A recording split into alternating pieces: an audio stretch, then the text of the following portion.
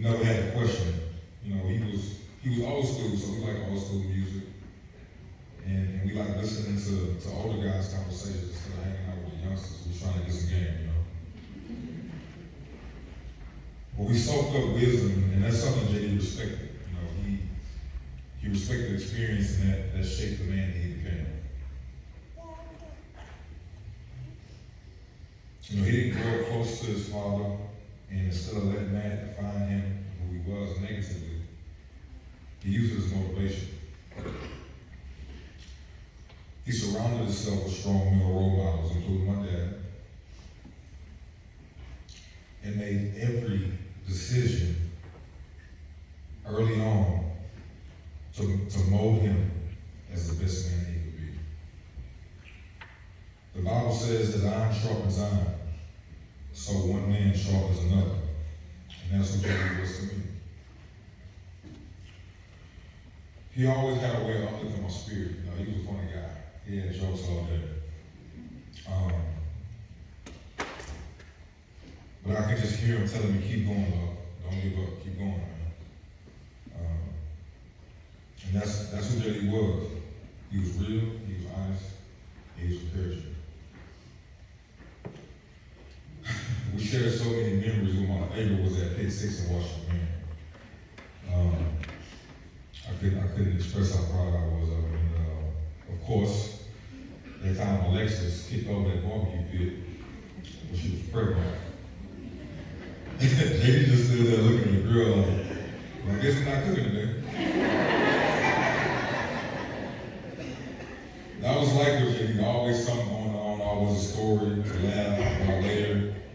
But more than anything else, JD's greatest joy was being a father.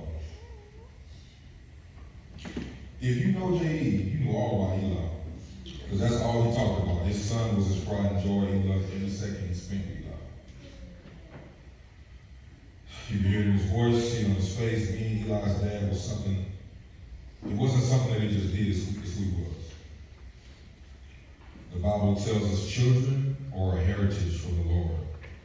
And JD understood that deeply. Eli, your father loves you.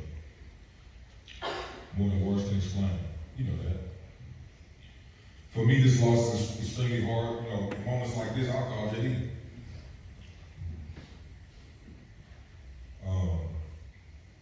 He reminded me to keep pushing, to stay strong and trust in God even when things didn't make sense. And even, you know, then again, JD was still being JD. One of the last things he did was help our brother Mike Gildery. And that's just who he was, always looking to help somebody. And he showed up when it mattered. The Bible tells us that Jesus is the resurrection and the life, and that those who believe in him will live even after death. Today we grieve, but we grieve with faith. Faith that JD is at peace. Faith that God's promises are real.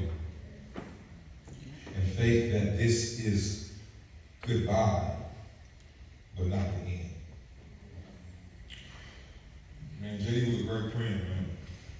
A great man, a loving father, and my brother. For real. And I mean that in every sense of the word. He will always be with me and a part of who I am. JD, I love you, man. I miss you. And I'm going to carry you with me for the rest of my life.